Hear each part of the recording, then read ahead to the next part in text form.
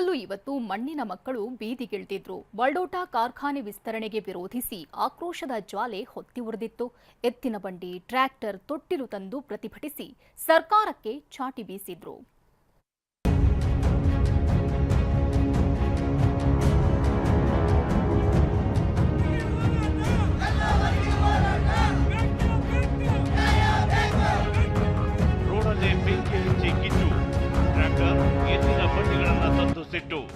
Oxygen mask ಧರಿಸಿ ಆಕ್ರೋಶ, ಬೀದಿಯಲ್ಲೇ ತೊಟ್ಟಿಲು ತೂಗಿ ಆವೇಶ.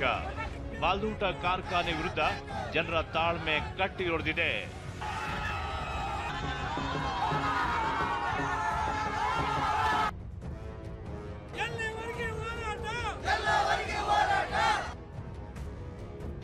ಬಾಲ್ದೂಟ ಕಾರ್ಖಾನೆ ವಿಸ್ತರಣೆಗೆ ಸಿಡಿದೆದ್ದ ಅನ್ನದಾತರು.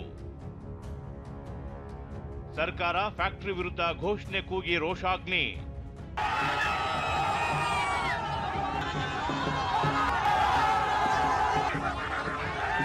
ಕೊಪ್ಪಳ ಜಿಲ್ಲೆಯ ಬಸಾಪುರ ಬಳಿ ಬಾಲ್ಡೋಟ ಕಾರ್ಖಾನೆ ವಿಸ್ತರಣೆ ವಿರೋಧಿಸಿ ನಡೆದ ಹೋರಾಟ 1 ವರ್ಷ ಪೂರೈಸಿದೆ. ಹೀಗಾಗಿ ಜಿಲ್ಲಾ ಬಚಾವೋ ಆಂದೋಲನ ಸಮಿತಿ ಸೇರಿದಂತೆ ವಿವಿಧ ಸಂಘಟನೆಗಳು ಕೊಪ್ಪಳ ಬಂದ್ಗೆ ಕರೆ ನೀಡಿದ್ವು. ಗವಿಮಠದಿಂದ ಸಾಗಿದ ಪ್ರತಿಭಟನಾ ರ್ಯಾಲಿ ಅಶೋಕ ವೃತ್ತದವರೆಗೆ ಆಗಮಿಸಿತು. ಎತ್ತಿನ ಬಂಡಿಗಳು, ಟ್ರ್ಯಾಕ್ಟರ್ನಲ್ಲಿ ರೈತರು ಲಗ್ಗೆ ಇಟ್ಟಿದ್ರು. ರಸ್ತೆಯಲ್ಲೇ ಅಣಕು ಶವಕ್ಕೆ ಬೆಂಕಿ ಹಚ್ಚಿ ಕೆಂಡ ಕಾರಿದ್ರು.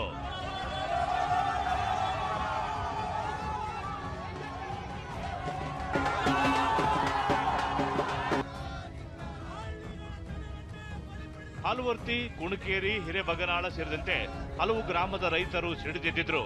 20ಕ್ಕೂ ಹೆಚ್ಚು ಫ್ಯಾಕ್ಟರಿ ಹೊಗೆಯಿಂದ ಬೆಳೆಗಳು ಕಪ್ಪಾಗ್ತಿವೆ ಅಂತ ಕಿಚ್ಚು ಕಾರಿದ್ರು.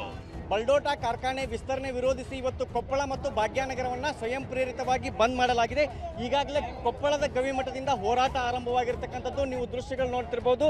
ಕೊಪ್ಪಳ ಶಾಸಕರು ಮತ್ತು ಕಾಂಗ್ರೆಸ್ ಜಿಲ್ಲಾಧ್ಯಕ್ಷರು, ಮಾಜಿ ಸಂಸದರು ಕೂಡ ಇಲ್ಲಿ ಪ್ರತಿಭಟನೆಯಲ್ಲಿ ಭಾಗಿಯಾಗಿರ್ತಕ್ಕಂಥದ್ದು.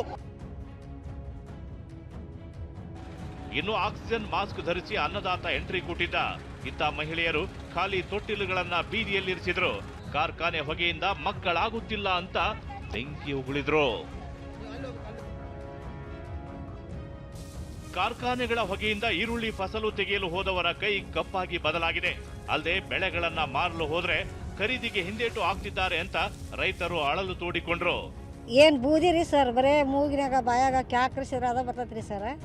ಹುಡುಗರಿಗೆ ಅಂತೂ ಭಾಳ ತೊಂದರೆ ರೀ. ರಾತ್ರಿ ಜಗ್ ಬಿಟ್ಬಿಡ್ತಾರ್ರಿ. ಹಗಲೆತ್ ಕಮ್ಮಿ ರೀ, ರಾತ್ರಿ ಜಗ್ ಬಿಡ್ತಾರ್ರಿ. ಆಮೇಲೆ ಇಲ್ಕ 1 ತಾಸು ಬಿಟ್ಟು ಜಗ್ ಕಿತ್ತು ಮತ್ತೆ ಬಂದ್ ಮಾಡಿಬಿಡ್ತಾರೆ. ಅದ್ರಂತಾಗ ಭಾಳ ಸಮಸ್ಯೆ ರೀ. ನಮ್ಮ ನೀರು ತುಂಬಿಟ್ರೆ ಅದ್ರಾಗ ಬರೇ ಇಷ್ಟು ದಪ್ಪ ಬಿದ್ದಿರ್ತೈತಿ ರೀ ನೀರಿನಾಗ ಬೂದಿರಿ. ಹೋರಾಟದಲ್ಲಿ ಗವಿಮಠದ ಶ್ರೀಗಳು ಭಾಗಿಯಾಗಿದ್ರು. ವೃದ್ಧರು, ಮಹಿಳೆಯರು ಕೂಡ ಬಿಸಿಲು ಲೆಕ್ಕಿಸದೆ ಬೀದಿಗಿಳಿದಿದ್ರು. ಕೆಲವರು ಬೈಕ್ ರ್ಯಾಲಿ ನಡೆಸಿ ಘೋಷಣೆ ಕೂಗಿದ್ರು.